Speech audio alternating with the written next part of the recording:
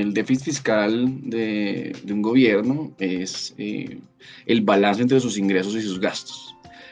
Principalmente en sus ingresos tenemos los ingresos tributarios, los no tributarios, ingresos de capital, que son rendimientos de empresas o transferencias, y en los gastos hay gastos de funcionamiento y gastos de inversión. Es un instrumento de política pública donde se permite que el gobierno gaste más de lo que le ingresa en cada momento del tiempo, en épocas donde se necesita ampliar el gasto público para, digamos, labores de estabilizar el sistema económico, de asignar mejor los recursos. Y algunas teorías económicas, algunas escuelas económicas plantean que en épocas de vacas gordas el déficit se debe reducir para pagar estas deudas que se acumulan durante el periodo de acumulación de déficits grandes, porque cuando un gobierno se gasta más de lo que le ingresa, pues tiene dos opciones: o vende activos, cosas que tiene, o se endeuda, ¿no? Puede endeudarse con el exterior, con acreedores exteriores, con acreedores internos, o con sí mismo, cuando su banco central, si tiene el monopolio de la moneda, le presta. En los ingresos tienes los ingresos tributarios, que son los ingresos por impuestos, los ingresos no tributarios, que pueden ser multas, tarifas, ingresos de capital, que pueden ser ingresos de empresas, dividendos, este tipo de ingresos que no son ni tributos ni multas. Y en el gasto, entonces a eso se le resta el gasto, que son gastos de funcionamiento, salarios, pago de servicios públicos, insumos y los gastos de inversión, ¿no? Carreteras, construcción de escuelas, formación, digamos, programas de inversión en educación, la resta entre esos dos ingresos y gastos, programas sociales, todo eso, nos da, digamos, la medición y el monto del déficit fiscal. Ese déficit fiscal está en pesos colombianos, pero por lo general se expresa como porcentaje del tamaño total de la economía. El tamaño total de la economía es el monto total de ventas, es el Producto Interno Bruto de cada año. Entonces se dice que es el 1%, el 2% del tamaño de la economía, que es el PIB.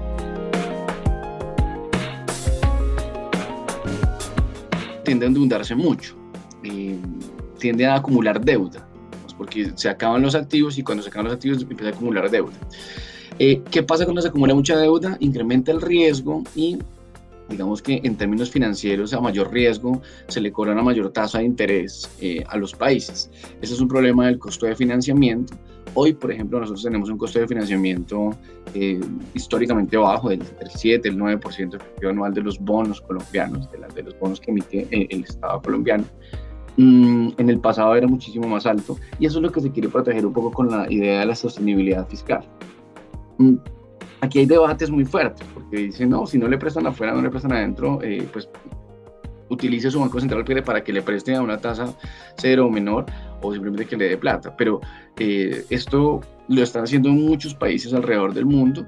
Yo personalmente tengo, digamos, mis dudas de utilizar eso en Latinoamérica, porque la historia económica ha mostrado que nuestra institucionalidad no permite hacer un movimiento de eso sin terminar en una crisis peor. Una economía puede tener déficit recurrente siempre y cuando la deuda sea sostenible en el tiempo. ¿Cómo es eso? Porque la economía puede ir creciendo y puede darse que el gobierno tenga la capacidad de pagar ese servicio de la deuda. Entonces la deuda puede ir creciendo en términos nominales, pero como tamaño de la economía, como proporción del tamaño de la economía, puede mantenerse estable.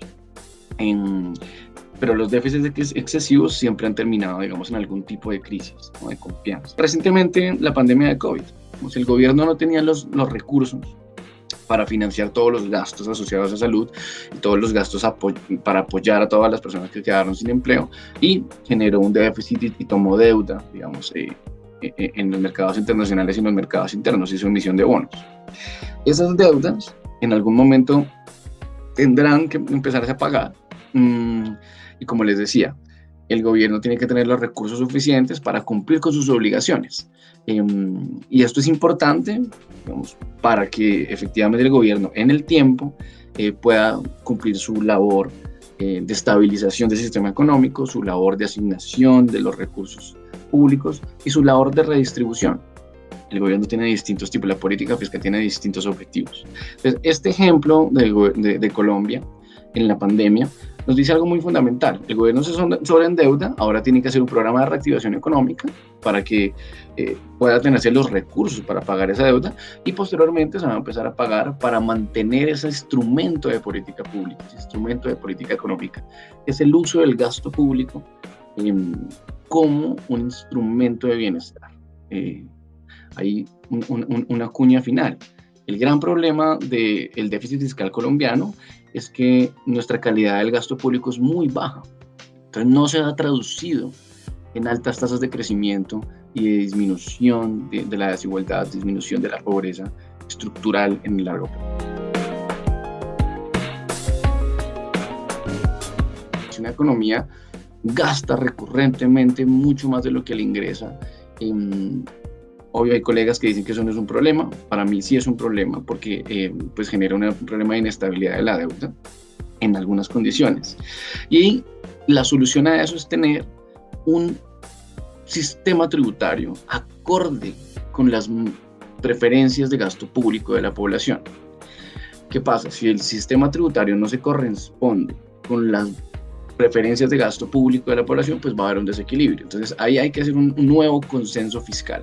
El país en particular necesita un nuevo consenso fiscal, un nuevo acuerdo, un pacto fiscal que le permita tener los recursos que la mayoría de las personas pagan al menos un poquito de impuestos, y estar muy vigilantes de que esa plata efectivamente se vaya a los más necesitados, se vaya a construir carreteras, se vaya a reactivar la economía.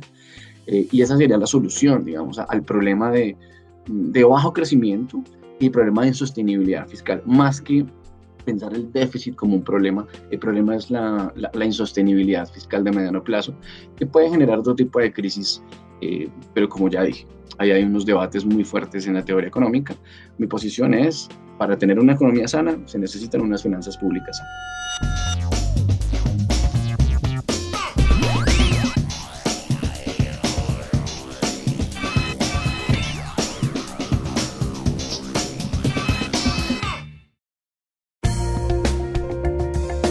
Universidad Nacional de Colombia, proyecto cultural, científico y colectivo de nación.